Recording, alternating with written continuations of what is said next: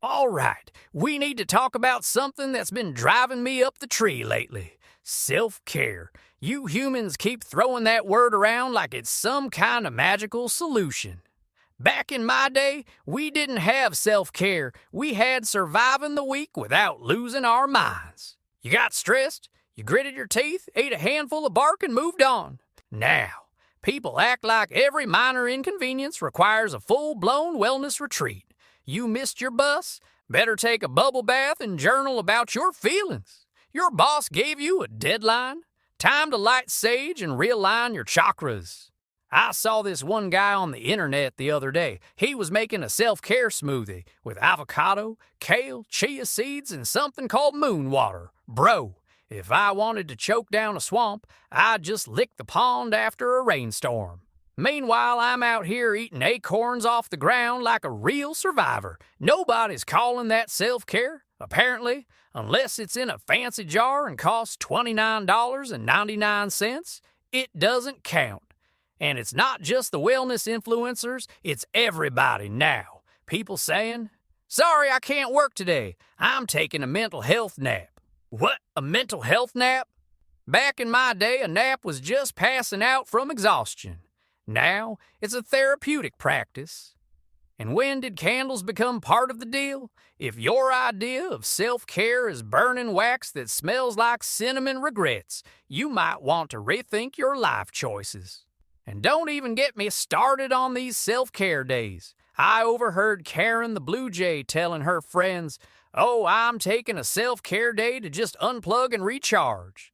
Karen, you live in a tree and eat bugs. What are you unplugging from? Your own chirping?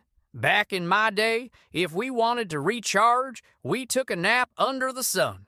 We didn't buy a weighted blanket and make a mood board. We just slept, woke up, and went back to being a squirrel. And the rituals?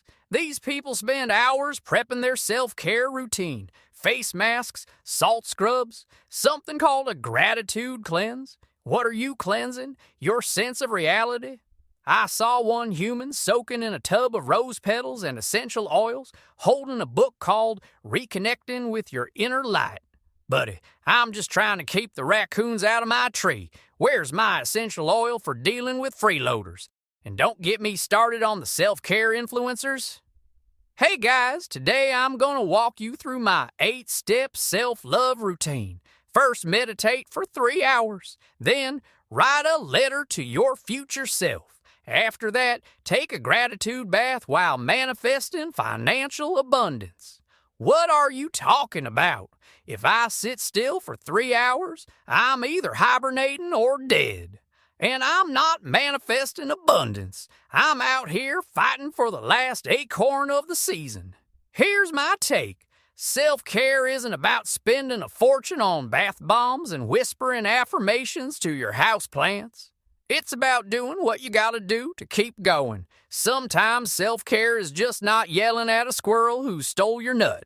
Sometimes it's eating leftovers from last week and not crying about it. I'm not saying don't take care of yourself, but maybe, just maybe, stop acting like brushing your teeth is a spiritual awakening. You don't need an excuse to be human. Just don't make it a whole production. I'm Gus, I'm real. And if one more person tells me they're romanticizing their daily routine, I'm personally launching them into a mud puddle. Now subscribe, unless you're too busy lighting your eucalyptus candle.